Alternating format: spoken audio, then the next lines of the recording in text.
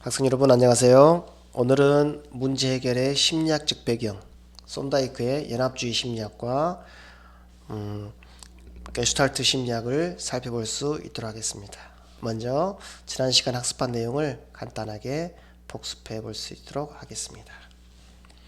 지난 시간에 문제 해결을 다루면서 문제 해결은 수학교육의 중요한 목적이다라고 말했습니다. 그에 대한 근거를 말씀드리면 수학적으로 사고하도록 가르치는 것이 곧 수학교육 목적입니다. 그러기 위해서는 학생들이 수학적 사고를 경험을 하기 위해서는 문제 해결을 통해 가능하다 이렇게 이야기할 수 있겠습니다. 또 두 번째, 문제란 무엇인가의 정의를 내렸습니다. 문제란 문제에 이르는 알고리즘이나 풀이 방법을 즉각적으로 떠오르지 않는 문제 또는 상태라고 정의를 내렸습니다. 이어서 이러한 문제가 반드시 갖추고 있어야 할 세 가지 요건에 대해서 알아봤습니다. 첫 번째는 acceptance, 문제를 문제 해결자가 받아들여야 된다라고, 그래서 A 약자를 따서 말했습니다. 두 번째 blockage, 즉각적으로 해결 방법이 떠오르지 않아야 됩니다. B 세 번째 goal, 해결하려는 목표가 명확해야 되고 목표가 있어야 한다고 말했습니다. 그래서 이 세 가지를 A, B, G 이렇게 정의를 내렸습니다. 그래서 문제가 갖춰야 할 조건 세 가지 A, B, G 반드시 기억했으면 좋겠습니다. 다음 문제 해결이란을 통해서 우리는 기본적으로 문장제를 통해서 문제 해결에 대해 살펴봤습니다. 다음 같은 문장제가 있습니다. 둘레가 50cm인 사각형이 있다. 가로 길이와 세로 길이가 3cm 더 길 때 세로 길이는 몇 cm인가? 이러한 형태의 문제를 우리는 문장제, 워드 프로그램이라고 했습니다. 그래서 이러한 워드 프로그램 또는 일반적 문제는 크게 세 가지 부분으로 나눌 수 있습니다. 첫 번째, givens, 이 문제에서 주어진 것입니다. 자, 이 문제 주어진 것은 어디까지인가요? 둘레가 사각형이 있다, 길 때 여기까지가 givens, 즉 주어진 것 최초 상태라고 말할 수 있겠습니다. 자, 여기까지가 주어진 것 또는 최초 상태이다. 이게 최초 상태,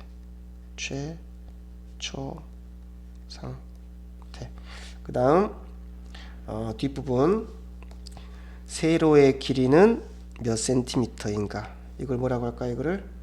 이것을 골 또는 목표 상태라고 할 수 있습니다. 목표 상태. 한 가지가 더 있었죠. 한 가지 뭐였죠? 그래요. 그것은 이러한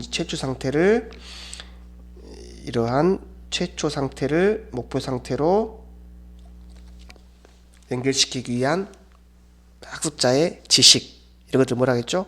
그걸 조작이라 그랬죠. 그래요. 그걸 조작이라고 했습니다. 그래서 이 문제를 해결하는데 필요한 조작은 뭐겠어요? 이러한 문자와 식에 대한 지식, 덧셈에 대한 지식, 이런 지식이 필요하겠죠? 그렇죠? 가로 길이를 x라고 하면 세로 길이는 x-3.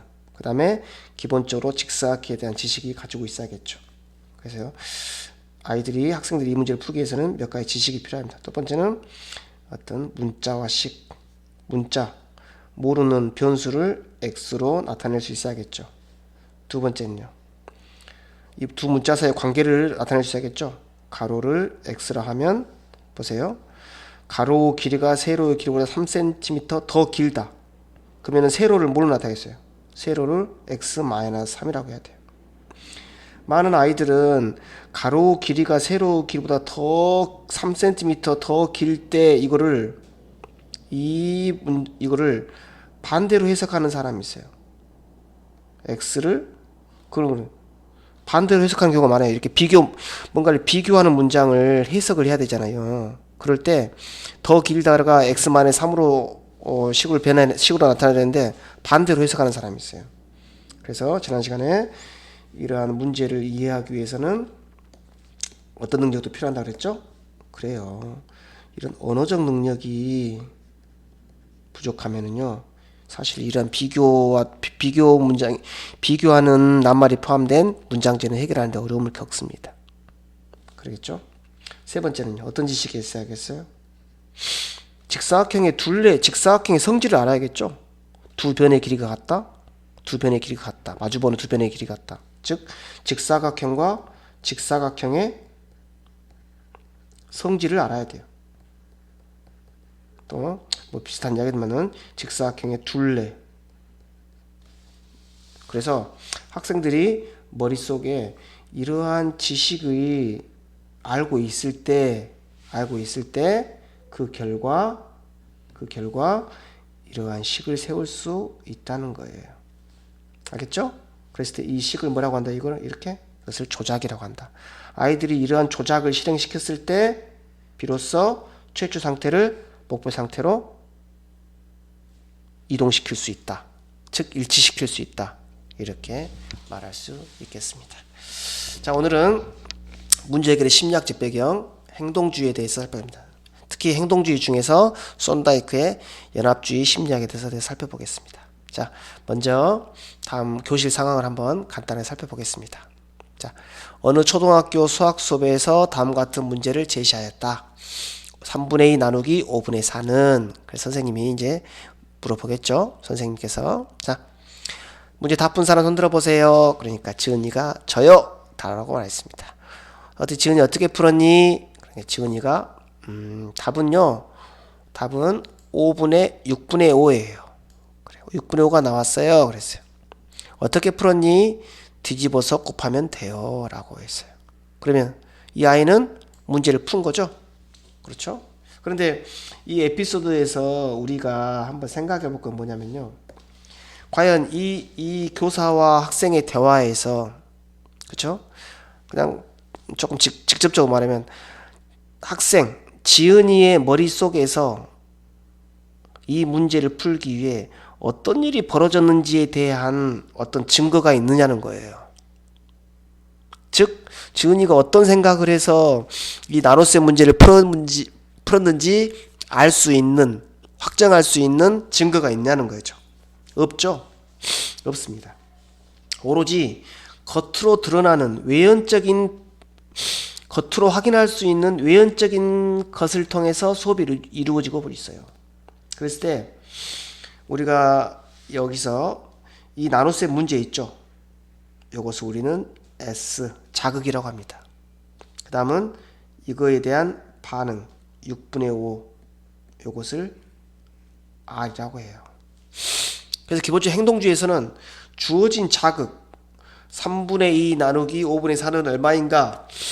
이 자극에 대해서 6분의 5와 같은 반응이 잘 연결되었을 때 우리는 학습이 이루어졌다고 합니다. 학습자의 머릿속에 어떤 일이 벌어졌는지는 관심이 없어요. 즉, 그것은 왜? 관찰 가능하지 않으니까. 관찰 가능하지 않는 인간의 사고를 연구한다는 것은 매우 무의미하다고 생각했습니다. 행동주의자들은요. 그래서 이런 에피소드를 통해서 행동주의 심리학자들이 학습을 어떻게 정의했는지 알 수 있습니다.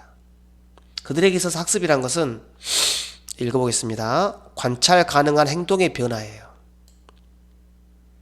인간의 내부에서 일어나고 있는 변화 과정보다는 관찰 가능한 결과로서 행동에 초점을 맞추고 있습니다. 학습은 자극과 반응의 결합에 의해서 이루어졌다.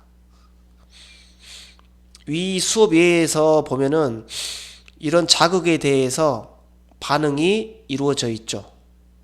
그렇죠? 이 자극의 3분의 2 자극에 대해서 6분의 5라는 반응이 잘 연결이 되어 있죠. 결합이 되어 있잖아요. 그럴 때 우리는 학습이 이루어졌다고 보는 거예요. 아이가 6분의 5라고 말하고 답을 쓴 것을 관찰 가능하니까 학습이 이루어졌다고 보는 겁니다. 자극과 반응을 좀 더 엄밀하게 정해보면, 자극이라는 것은 오감을 통해 환경으로부터 얻어지는 모든 것, 반응은 자극에 인해 얻어지는 행동. 그렇죠? 그래서 이 문제에서는 여기가 자극이 될 것이고 문제가 자극이고 답이 반응이 된 겁니다. 이게 행동주의 심리학의 기본적인 전제이자 가정입니다. 반드시 기억하실 것은 인간의 내부에서 일어나고 있는 어떤 변화, 소위 인지 과정에 대한 관심이 없다. 오로지 관찰 가능한 행동에 대해서만 관심이 있다는 거, 이것을 기억하시면 좋겠습니다. 그런데 어떤 행동주의자도, 물론 제가 수학적인 예를 들었지만 수학학습에서 행동주의 심리학을 수학학습에 적용시킨 학자는 없었습니다. 그런데 오로지 최초로 한 사람이 있었어요. 그 이름은 바로 손다이크입니다. 손다이크. 손다이크는 행동주의 이론을 수학학습에 최초로 적용시키고 행동주의 이론의 근거에 아이들의 수학, 특히 산수를 어떻게 지도할 것인가를 명확하게 기술하고 책까지 발간했습니다. 그래서 특히 그런 손다이크의 어떤 수학학습 이론을 우리는 연합주의라고 합니다. 연합주의. 그래서 붙여서 손다이크의 연합주의 심리학이라고 말합니다. 아시죠? 자, 그래서 그의 심리학을 연합주의 또는 연결주의라고 한다라고 기억하시면 돼요. 어쨌든 그래서 우리가 손다이크를 수학학습 심리학의 아버지라고도 합니다. 어쨌든 이 수학학습을 아주 과학적인 심리학적인 견지에서 수학학습을 적용했기 때문에 그를 최초의 수학학습 심리학자라고 말해요. 그래서 손다이크를 수학학습 심리학의 아버지라고 말합니다. 자, 손다이크의 실험은 크게 어렵지 않습니다. 간단하게 살펴보는데요. 그 실험을 특히 퍼즐박스 실험이라고 해요. 손다이크는 자신의 실험을 퍼즐박스 실험이라고 명명했습니다. 이 그림 보시면은 이 상자가 지금 퍼즐박스 실험입니다. 그리고 안에 누가 있어요? 고양이가 있죠. 고양이가 한 마리 있어요. 고양이. 그리고 여기 보시면은 뭐가 보이시죠? 요거를 고양이가 발로 레버를 당기면은 문이 착각 오픈이 돼서 여기에 지금 고양이가 좋아하는 생선이 한 마리, 생선이 아니네요. 죄송합니다. 그냥 쓸게요. 여기가 고양이가 좋아하는 고양이 과자라든지 이렇게 생선이 한 마리 있어요. 이렇게. 그래서 문이 열리면은 생선을 먹을 수 있는 구조입니다. 그래서 고양이를 상자에 가둬놓고 실험을 합니다. 지금은 안 되겠지만 예전에는 그랬겠죠. 그러면은 이 퍼즐박스 하나의 문제라 그랬죠. 그렇죠? 문제가 갖춰야 할 조건 세 가지 뭐라 그랬죠? 첫 번째는 A. 이 고양이가 이 문제를 문제로 받아들여야겠죠? 그러겠죠? 그러면은 이 고양이로 하여금 자기가 갇힌 이 상태를, 최초 상태를 문제로 받아들이게 하려면 어떻게 하겠어요? 지금 얘가 생선이나 생선. 점심을 배부르게 먹였는데 밖에가 생선이 있으면은 이 생선을 먹고 싶어 할까요? 그렇지 않겠죠. 어떻게 하겠어요? 그래요. 고양이를 3일 동안 굶겨야 됩니다. 굶겨. 배가 고파야지 빨리 적인 생선을 먹으려고 노력할 거 아니에요. 그렇죠? 그러면 이 고양이가 지금 굶어서 배가 고파서 난리겠죠? 그런데 어때요? 그러면 어때요? 당장 나갈 수 있나요? 즉각 해결할 수 있나요? 즉각 해결할 수 없습니다. 그런데 어때요? 배고프니까 배고픔을 해결하기 위해서는, 목표를 이루기 위해서는 반드시 문제를 풀어야겠어요. 그래서 이 퍼즐박스는 이 A, B, C 문제가 갖춰야 할 요건을 모두 완벽하게 갖춘 상황이라고 보시면 돼요. 자, 그래서 고양이를 가지고 실험을 했습니다. 실험 과정을 설명드려야 되는데 과정 이렇게 형편상 설명드릴 수는 없고요. 그래프를 보시면서 이해하겠습니다. 자, 오른쪽 그래프가 나왔는데요. 여기 왼쪽에 있는 Y축은 탈출하는 데 걸린 시간이에요. 시간. 몇 초? 즉 60초, 120초, 160초, 3분, 4분 이렇게 생각할 수 있겠죠? X축은 시행 횟수, 그죠? 퍼즐 박스에서 시행이 이루어지는 횟수입니다. 횟수. 즉 퍼즐 박스에 몇 번 가다놨냐는 거예요. 이해하셨어요? 그러니까 이게 퍼즐 박스의 고양이를 처음, 두 번째, 세 번째, 네 번째, 다섯 번째 가둬놨을 때 이런 뜻이에요. 이해하셨어요? 또 고양이를 10번째 가둬놨을 때, 15번째 가둬놨을 때, 20번째 가둬놨을 때를 뜻해요. 이해하셨어요? 네. 이 그래프를 보시면은 고양이를 처음 우리에 가둬놨을 때 몇 분이 걸렸어요? 약 4분이 걸렸어요. 4분. 그럴 때 어쨌든 처음 4분 만에 나왔겠죠? 예를 들어서 그러면 이게 한 이걸 쭉 내리면은 이걸 내리면 한 세 번째 됐을까요? 세 번째, 네 번째, 다섯 번째, 네 번째, 다섯 번째 이렇게 됐죠. 크게 뭐 변화가 없죠? 이렇게. 그러다가 한번 다섯 번째에 가둬놨을 때는 시간이 확 다운됐죠. 몇 초? 처음에는 처음에 가둬놨을 때 탈출할 때 걸린 시간이 240초였는데 다섯 번째 가둬놨을 때는 몇 초 정도 됐어요? 120초. 한 2분의 1로 줄어들었네요. 그러다가 또 이렇게 또 하다가 또 한 10번째 똑같은 실험을 했다는 거예요. 똑같은 실험 10번째 반복했을 때 또 시간이 줄어들었죠. 한 90초쯤 됐네요. 10번째 90초쯤 되고. 그러다가 15번째 똑같은 실험을 15번 반복했더니 이제는 1분이 조금 덜 걸렸죠. 그러다가 한 20번 반복하니까 이제 어떻게 했어요?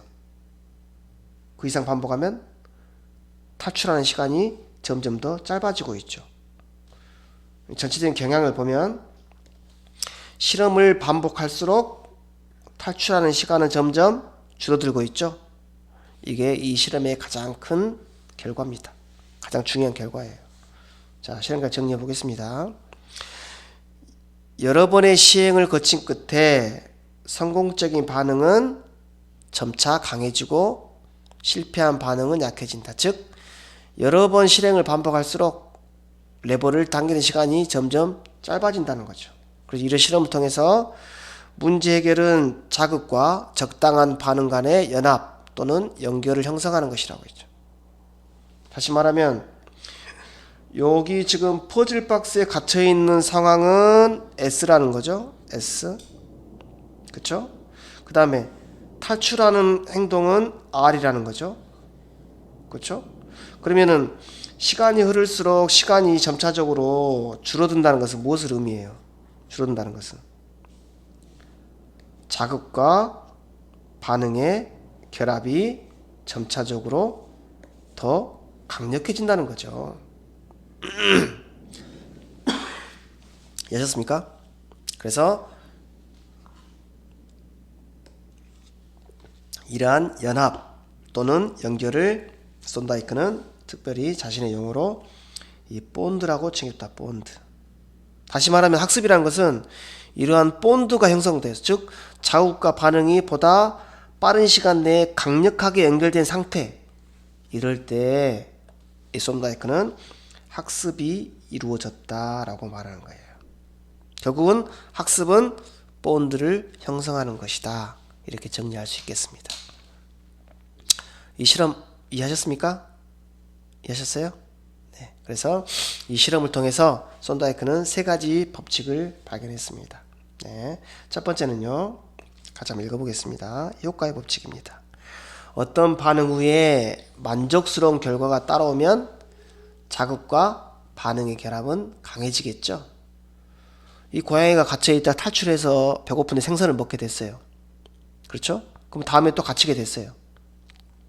그러면은 한번 해봤기 때문에 반복과 연습을 해보니까 한 20번 정도, 20회 정도 자기가 갇혀보니까 그때부터는 더 빨리 탈출할 수 있다는 거죠. 즉 자극과 반응의 결합이 강해졌다는 거죠.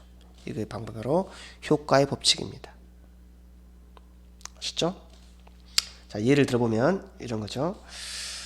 이분모 분수 덧셈에서 분자는 분자끼리, 분모는 분모끼리 더하면 아동이 통분을 한 후 올바른 답을 얻어서 교사에게 칭찬을 들었다고. 즉 칭찬을 들었다는 것은 만족스러운 결과가 얻어진 거죠.